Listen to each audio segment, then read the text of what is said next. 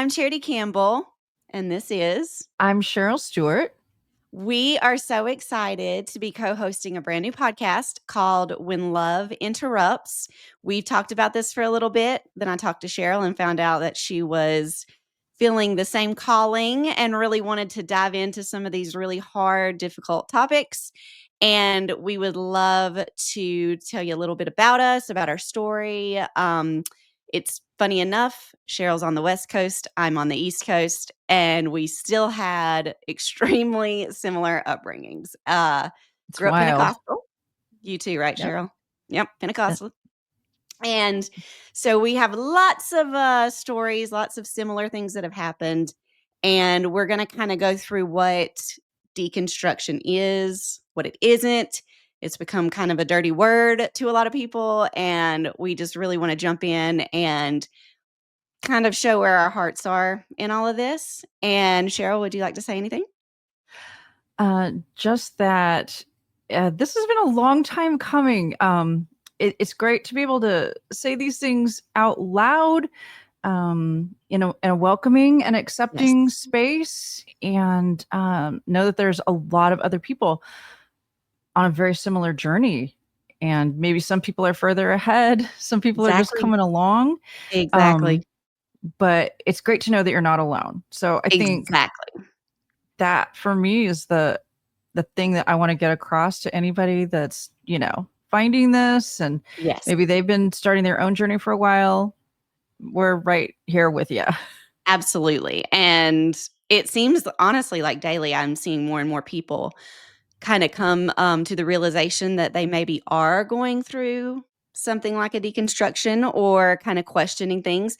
And I have gone through that myself. It was a very long process, years and years and years. And I know you've gone through some as well. And so we wanted to make a safe space for people to come talk about all kinds of different things where you know that you're going to be loved, safe. You don't have to be worried about your feelings, what your opinions are. Some of the topics I know that we've talked about discussing are going to be like Christian nationalism, the purity culture that a lot of us went through in the 90s and early 2000s, end times trauma, religious trauma, lots of cults, escaping some cults. And we're wanting to really bring on some experts. So we've got some amazing pastors and authors lined up. And we've also got some really cool guests, including Plum. She's going to come on and talk to us, and Jay Baker and Leslie Neese, which is just amazing that they're going to come and be a guest on here. And also one of my friends, Beth Revis, who's an author. She writes a lot for Star Wars, and she is also going to be one of our guests and talk about some really cool things. So, Yeah, I'm really excited because this is kind of a journey where you turn one page and then there's all these other pages, and you start questioning one thing and then there's five other things that pop up and then 10 other things. And so for me, I want to talk to pastors about yes, questions that I've had about things in the Bible, and why do we assume X, Y, and Z and just take people's word for it? What does the yes, Bible actually say? And I would love to talk to historians for historical context. absolutely. Why is this in the Bible and this not? There's so many things Yeah, that happened long before we ever set foot on this planet for that sure. really shaped our entire belief system, because when you're born into it, you just Yeah, accept it's all you know. parents and pastors and authority figures, right? You just like, of course that's how it is. Of course that's the Exactly. truth. And then Exactly. you you get older, you gain more experience, and you start to question why. Do you remember how old you were when you first started to question why, or was there a specific incident? Yeah, I was actually, I was around 27, 28. So it's been a while. It's been 7, 8 years. And, lots just started happening. We both work in radio. We actually work, at a Christian radio station, both of us. And when it first started happening, I felt like such a hypocrite being at a Christian station. And so I left for a while, and it was a very long process of seeing different things,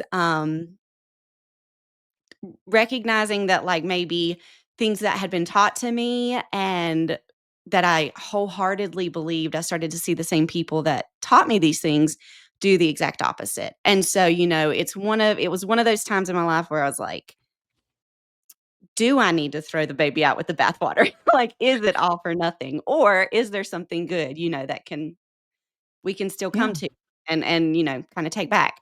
And so, that was a lot of mine, and I know when did yours start? How old were you? Wow. Well, I think I, it goes in cycles for me, or it has gone in cycles for me. So I was born into a very, very entrenched in a very Pentecostal, very evangelical church. Yep. That's what I was born into. That's all I knew. And I mean, and we're talking way more strict than anything I've seen these days. Like we couldn't wear pants, we couldn't wear Yep. makeup, Yep. could not go see a movie in the Movie. movie theater because Yeah.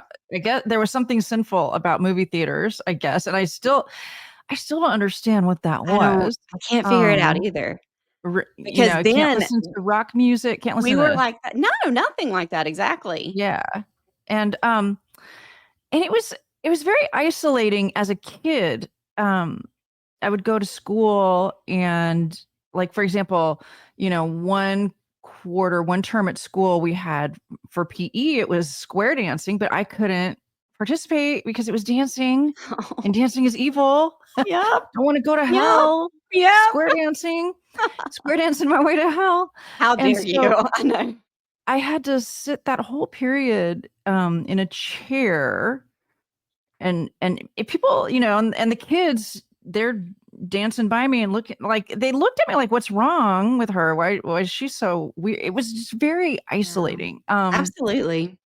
And things like, not being able to wear pants and, all your friends are wearing pants on the playground and the monkey bars. You can't do Yes. that in a So you dress weren't and, you had to wear like, skirts even to school and stuff. mhm. Oh, Oh, yeah. Yeah. yes. Mine And, wasn't quite that bad. they would be talking about movies and we're talking rated G Oh, yeah. Disney movies, Yeah. and all my friends are talking about it, and I have to just be real quiet and listen. It was just Oh, very, very isolating, and, absolutely. but, it would always be reinforced, you gotta be not of this world, and, they Mhm. sinners can enjoy their fun for a season, but in the Oh, yeah. end, But they when will they're regret it, burning in yes. the lake of fire, you're gonna be happy you didn't go to that Disney Yeah, movie, and exactly. you know? That horrible Disney movie, So, I exactly. guess I've always been really logical, and I can only chalk that up to just the way my brain is wired, Mhm. biology, whatever. But I have a Yeah. brain that is very curious. And I Yes. was always curious, well, why would a movie about a dog trying to find his way home, why would God send me to hell if I go watch that? And why is it okay to watch it in my living room Yep. when it comes on TV? Why is God okay with you sitting in your living room watching it, but not going to a movie theater to watch the very same exact Yeah. movie? Exact same thing. And I And I never understood that one either, so you 'cause it questioned it as well? Like you had Oh, problems yeah. logically with those kind of inconsistencies? Absolutely. A lot of it, I didn't even start recognizing a lot of the inconsistencies until after I had kinda left, and then I really started putting things together. Like, for example, they did kinda push, "We don't really like for y'all to go to the movie theater. We don't really like for you to do this kinda stuff." But the second that The Passion of the Christ came out, you better believe the church took a field trip Oh to yeah. take a bunch of 11, 12, and 13-year-olds to go see, Jesus get tortured and murdered for, however long. But it's just Right. funny, to think how quickly some of those, the hard lines that they have for us, Mhm. get thrown out. So, yep. Yeah. I had this impression as a very small kid that Christianity was just a performative thing that you Mm, did in front of yep. other Christians Yeah, because my parents, what they modeled for me, and granted, they were real young and they were raised in this type of an environment as well. So absolutely, yeah. I'm not, fully blaming Mhm. them, but I remember as a kid, it was really hard to reconcile that my parents, they would be so we would I have 2 brothers and a sister, and, I hated going to church because after every service, we would get spanked, like, beat, like, really, really, Oh my god. intense. Why? Really. Just Yeah, and it would be for things like, maybe, uh I had whispered to a friend or drew a picture that made my brother laugh or, whatever. Like it's little kids entertaining themselves. But anyway, yeah, so exactly. we would get these really harsh spankings, beatings. My counselor many years later called it abuse. I mean, yeah, When I yeah. described it to her, because it was beyond, A it was spank. beyond. Yeah, absolutely. And anyway, so I remember like being at church and watching my parents because you learn to get really hypersensitive and read people's moods and things. And Mhm. so I would see them like all smiles with the church people and laughing, talking with their friends after church. And I would kind of like relax and be like, oh, okay, it's gonna be okay. Like they're in a good mood. Like we're probably Yeah. not gonna get beat when we go home. Oh And my god. the minute they would get in the car away from their friends, completely different, and they Switch. were Yep, completely flips. it was like a light switch, yeah. And so and that happened often enough, Mhm. and, kids hear everything too, and I would hear them on the way home from church talking crap about their friends at church. Yeah. Um, That seems yeah, like I s and I also seems like a theme. Yep. Yeah, there was, my parents both played, in the church orchestra or band, whatever. Gotcha. It would have been like the '70s equivalent of the worship band now. Gotcha. But my dad my dad played trumpet, my mom played accordion, my uncle and great uncle played trombones. Like, it was just like a random mixture of everybody that played I love whatever, it. I love And, but they got to sit in the front of the church, and I think it was a big honor. Like, I think they really for dug that. sure. Yeah. But, the lady that there was a there was a lady, I'm sure she thought she was my mom's friend. Her name was Frances, and, she's passed on, so I can say her Gotcha. name, Yeah, Frances. exactly, yeah. But she played accordion as well. Frances was the church Avon lady. Okay, So, yes. Frances was a walking Yeah, advertisement for they love those Avon, so, like, MLMs, I'm all telling the you. makeup, right? And she Truth. wore lots of jewelry and had the long nails and, like, to a little kid, like, she looked very glamorous, right? Absolutely, yeah, for sure. But and at church, my mom would be like her bestie, and, they sat next to each other playing accordion together, like, it was, like, a big thing, but, like, my mom would just talk such trash about Frances on the way home from church and how much makeup she had on, and, because I think Yep. the purpose of all those rules is to give people, something to latch onto that makes them feel Yeah, better than absolutely. someone Mhm. else, and, like, they're closer to God because, well, hey, at least I'm not coating my Yeah. face in makeup, and I'm not wearing pants, and I'm not seeing movies in the theater, Yeah, and, that's the truth. there's no if you're focused on rules, then you're not even thinking about your heart. No, not at all you're doing is checking off just a list to make sure So not you had sin today. similar things that you noticed that were really inconsistent?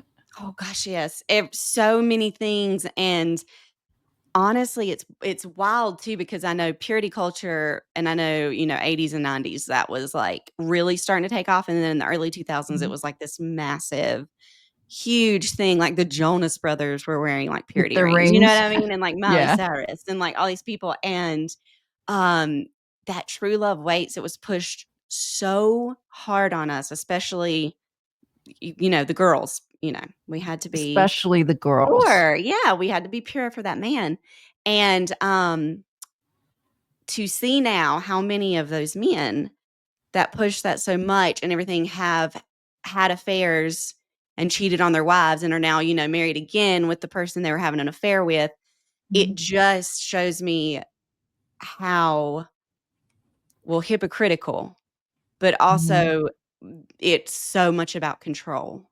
Keeping Mhm. your people in line and how you want to control them. That's really what it, like, boils down to. And it puts such pressure on women, young women, right? And Yeah, I really believe it's like brainwashing.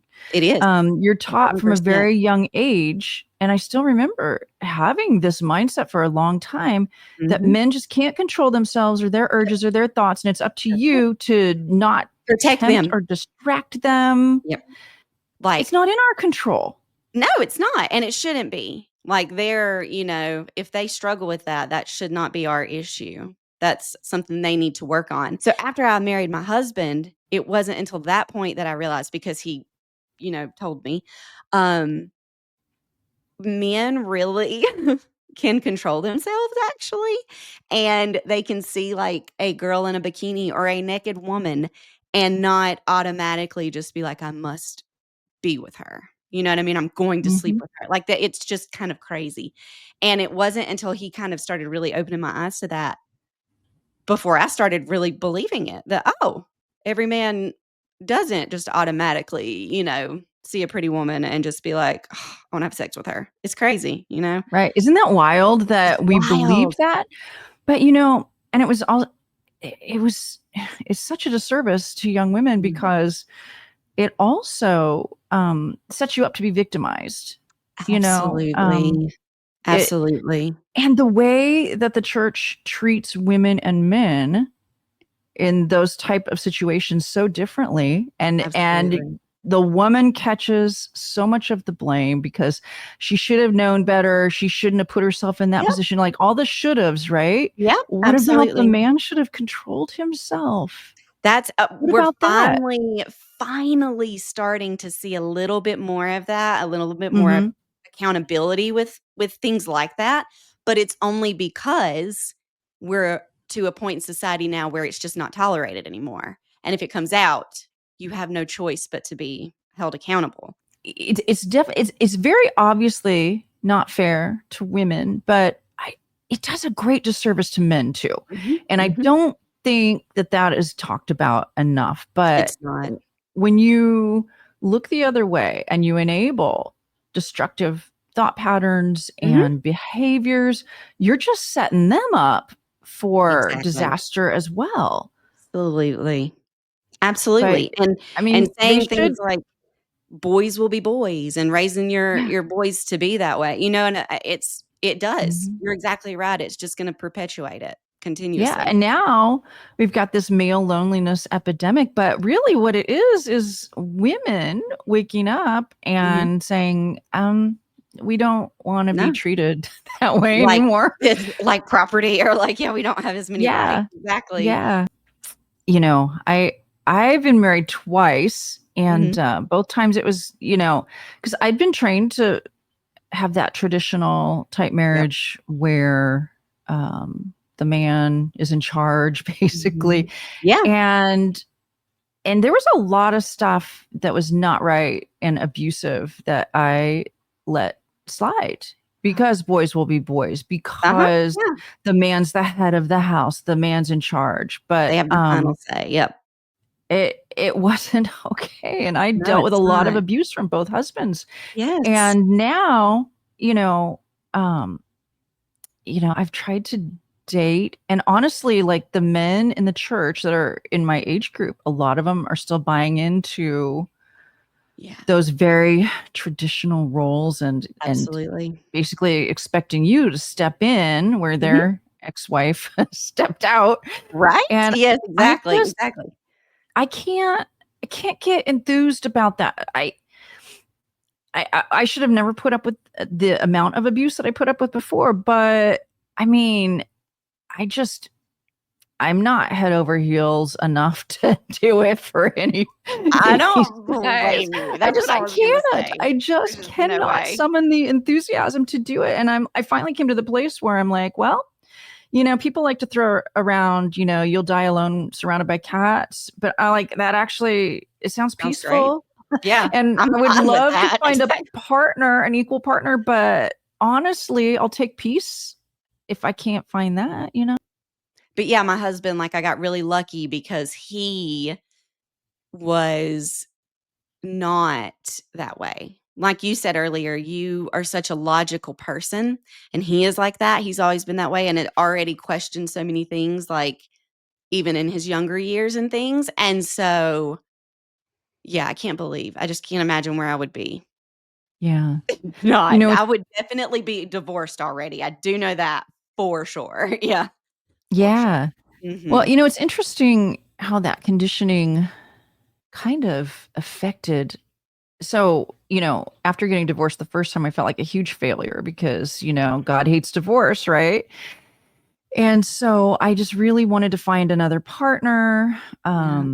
make it up to God, um, prove that I could do it right, and so I married a guy that on paper, seemed to be like a good, responsible, Mm. um, you know, partner type guy. Yeah. Um, but this was a guy that was not a Christian. Um, and my thinking, because of the way I'd been raised, was like, Mhm. "Oh, you're never unequally yoked. You shouldn't be married to a non-Christian." And I think I held him to a standard. Well, it's complicated because he did end up being very abusive, Mm. verbally and emotionally, financially. Oh Um, my gosh. but it was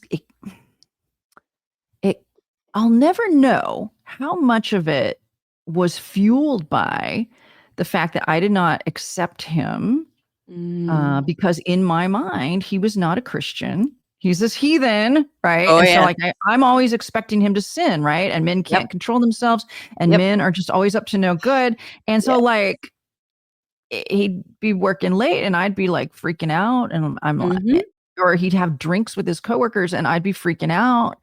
And Literally how we were taught to be. mhm, That's like, yeah, what is the expected, reaction? That I used to be like mhm. that with my husband too. Yeah, but anyway, continue, sorry. Yeah, no, I mean, exactly. So you get it. Mhm.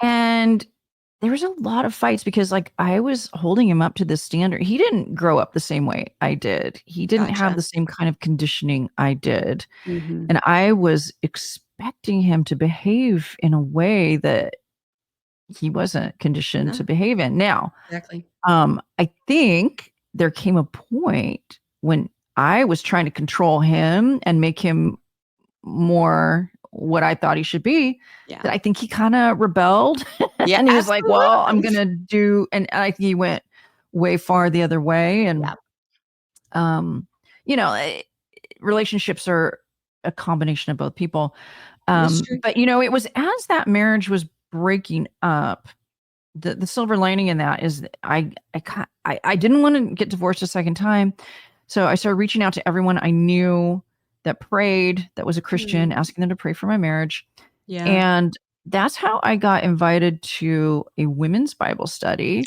Oh, where all it was really was this group of women that were talking about how the Holy Spirit showed up in their lives that week and what he did, like real tangible things. yeah, And I absolutely. my mind was blown because I still thought, Christianity was just kind of this performative thing. You do all the right things, you go to heaven, Yep, and the other Christians accept you, and you have this extended family of Christians if you do the right things and not the wrong things. absolutely. Anyway, and the idea that God and the Holy Spirit would like show up and interact with you in a way that you could see, recognize, feel, Mhm. experience, Yep, it blew my mind. mhm, I wanted that because that's the God you read about in the Bible, and I'm like, exactly. "Oh my gosh, it's true, like, it's actually true?" And so it was a real spiritual awakening for me, and it that actually was a big, big, part of my deconstruction too, because I Mm. realized that Christianity was more to be experienced, not performed. I feel like So that's something that a lot of people that have deconstructed, at least as far as, like, the people I know and I've talked to, it has ended up being an actual spiritual experience that you then have, mhm. compared to a performative, like, I just say these words, sing this song, and I'm done for the week, or I've done my part. It's like I can see God now in things I just never paid attention to before, like the earth and Right. trees and, like, everything. So, like, when my mom deconstructed, that was a lot of hers is she started to see God in kind of everything too, and she started to be like, "I feel so much more connected to everything, to people, Mhm. to the world, to the earth, to the trees, to the ground, everything," and it's just this, like, spirituality that I had never felt, and it's so Mhm. funny, and I think you too, like, coming from a Pentecostal background, it was something I wanted for so long, like, this, like, Holy Spirit experience and Mhm. all these things, and it would never happen, and it was because it was such a performative thing, Mhm. and I've only had experiences a couple of time where I felt like it was very much the Spirit kind of talking to me, and both times it was when I was by myself. One time in my Mhm. bedroom when I was younger, and then one time on the lawnmower when I was cutting grass. So it's like Why not? that to me, yeah, exactly. That to me is like so much more real and genuine than anything I ever felt growing up in Yeah. church or in different spaces. Yeah. Well, I think that brings up a good point because I think a lot of people, because I think a lot of Christians feel very threatened um and afraid of Yes, deconstructing or absolutely. questioning Yep, what's been drilled into their heads since the time they were little kids, right? And absolutely. I just think it's really important. While some people have maybe deconstructed and come to a place where they don't believe, for me, my faith got stronger. So just Yeah. because you deconstruct does not mean that No, you throw the baby out with the bathwater. It doesn't mean you exactly. get rid of your faith. Every Nope, person's different. And for me, my everyone. faith got stronger because Yep. I was no longer just beating my head against the wall, doing all the rituals and all the routines Yes, and not feeling anything. exactly. And now I can Exactly. experience God anytime, anywhere, in many unexpected ways, and I love that. Yes, which is the best. You just never know when it could happen, and Right. I love that so much because that's exactly how I've been too. I feel so much more free than I ever have, but at peace and, like, not so much of my life was lived in fear of going to hell, of the rapture, end times, all of Mhm. these different things, the tiniest little sin, sending me to Mhm. hell that just deconstructing and then reconstructing so much of my beliefs and stuff, Mhm. that fear has just been replaced with just absolute peace and, like, this hunger to talk about it and to provide a place for people to Yeah. come on and talk about it and their experiences and let other people know that it's not a dirty or scary word. It can be, it's actually can be a really beautiful thing. Mhm. Deconstruction, the definition is actually it's systematically examining and often questioning the beliefs and practices of one's faith, which is, exactly what we've done. Mhm. But what it's not is it's not abandoning faith or religion and rejecting the core tenets of that religion entirely. It doesn't have to be that. Of course, sometimes people will deconstruct, and they do walk away, and that's okay. That's gonna happen, that's what's real for them, and that's their Mhm. journey. But I have found the more people I talk to that have deconstructed and have maintained faith or even just have come out of it with so much more peace and everything, their spirituality, the peace they have, the love they have, the yearning to help others again, and act like Jesus and want to take back kind of what Christianity has become in our country and Mhm. make it Mhm. look more like Jesus again and start acting that way. Yeah. Yeah. It's funny, my mom, before she passed, actually before she moved to North Carolina, she was still in California, and, she really wanted to leave California because, Fox News, Yeah. I think she was watching Mhm. Fox News.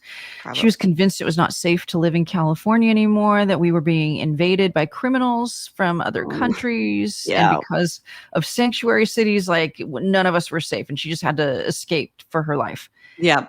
And, she was really concerned about me. I came to, I was living in Oregon at the time, and I came down to California to spend some time with her before she moved across the country. And one of the first things she wanted to know when we were in the car together was if working in mainstream radio and TV Mhm. for all those years had turned me liberal. Like Oh, no. basically like there was something wrong with me, but she was trying to give me grace in that it was because of my work environment, and Yeah, yeah. basically insinuating that, the Mhm. media had turned me. Absolutely. And I was like, no. I said, do you know what turned me liberal? I said, Mhm. when I got serious about my faith, Yep, and same. I started taking the words of Jesus to heart because he was showing up for me Yep. uh, in real tangible ways. And I wanted Mhm. to get to know him better. And when I started really examining his life example, his Yeah, words, it was so different it's from crazy. what Yeah, I'd always been taught. It was so absolutely. different. Absolutely. My mom and I have talked about that a lot, about literally, especially with, like, the word woke, and everything now. We talk about all the time how if you read the Bible and you read Jesus's life, how he spent his time here and what he did, Mhm. you would hate him if you don't like wokeness and you don't like, progressive ideas or anything, because that's what that man Mhm. was about. He was Yeah. about being very radical in it too, and helping the least among these, the dirtiest, the worst. Like, and to me, that kind of tells me all we really need to know to follow Mhm. Jesus, to love our neighbors, to help when we can, to feed the poor. And we've just lost so much of that. And it has just Yeah. been so sad to see the decline and what it's The become. Yeah, and it's kind of the same dynamics, I think, that were in Mhm. play back when he was walking the earth, when he had Yep. to turn over the tables in the temple because they were making Exactly. money off of Exactly. God, Yep. Yep. and ripping people off.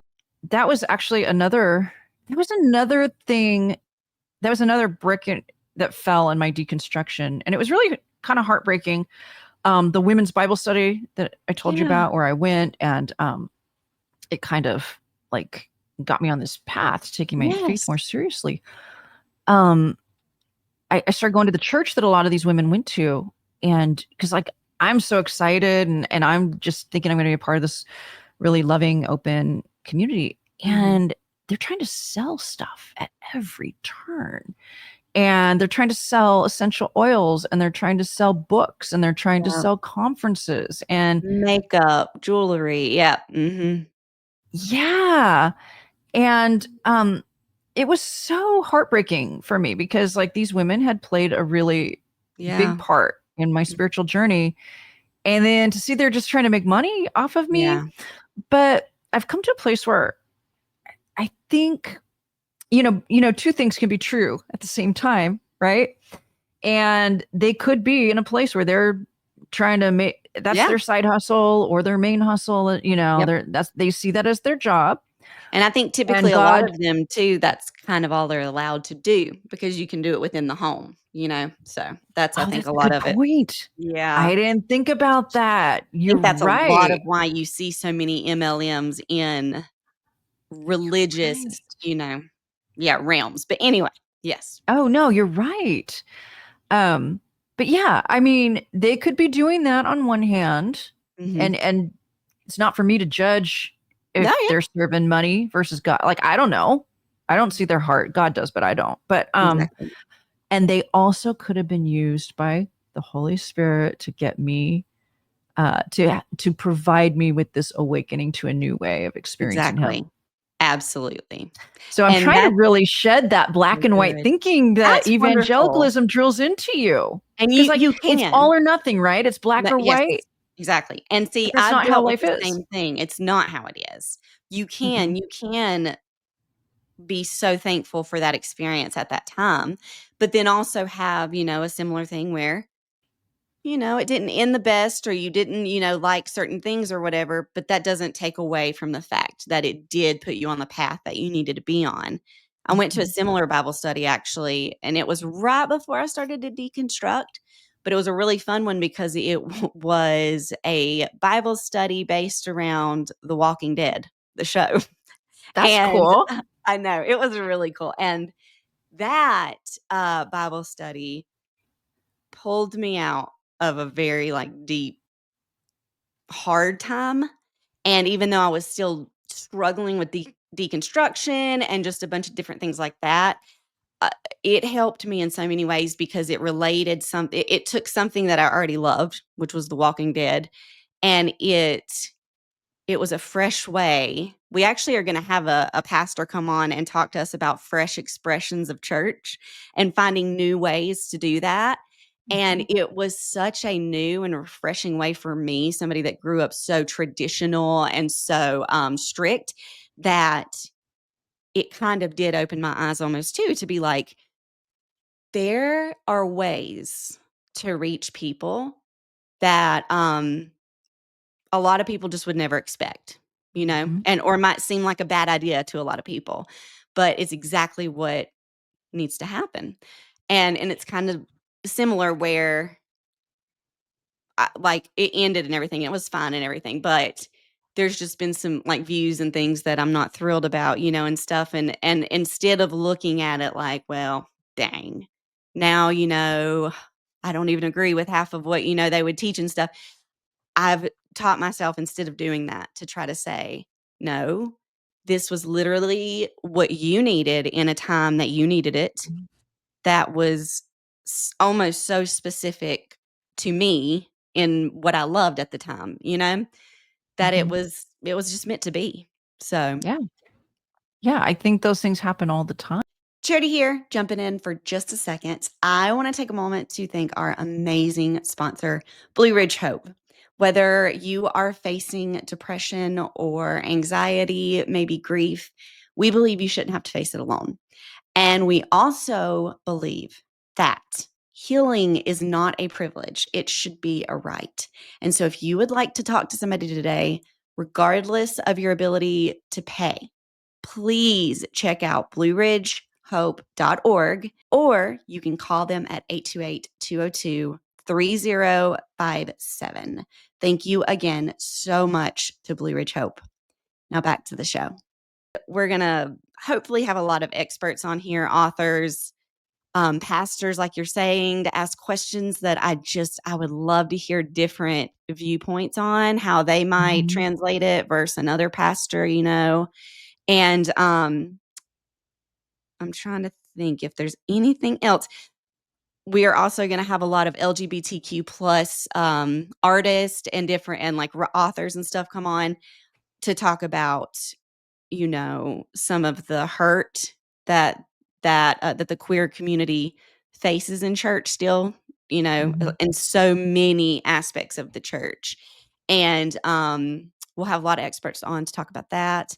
And yeah, so my And mission with honestly, this. if Yeah. anybody, that's watching or listening, Mhm. um, has questions that have been floating around the back of their mind, like that things that they have a hard time reconciling, that Yes, maybe they were taught as a kid, but they're like, absolutely. what does the Bible really say? And why do Exactly. we believe this? And why Mhm. do Christians XYZ? Like any questions, I mean, Yep, I would love to get me too. authors, Me experts, too. teachers, pastors on psychologists.